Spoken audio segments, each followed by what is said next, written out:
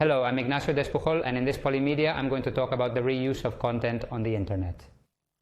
There is a lot of content on the internet, and it is also very easy to access it, which leads us to make an improper use because the content is protected by default by copyright.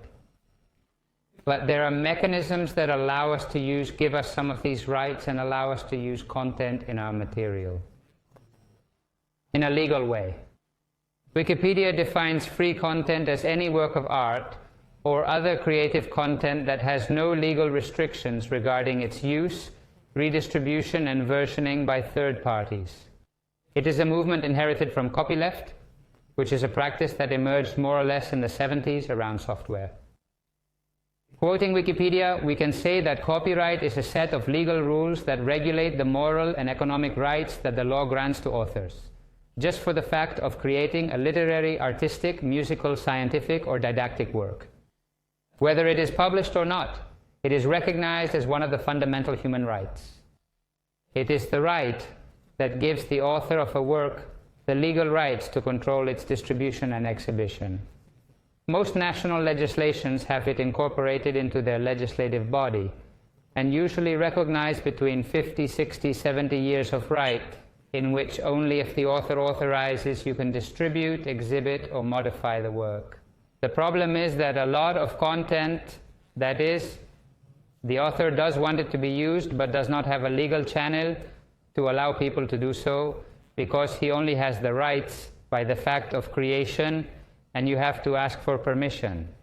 If you want to share this content without barriers until this type of licenses started to come out, there was only one way, which was the total waiver of rights.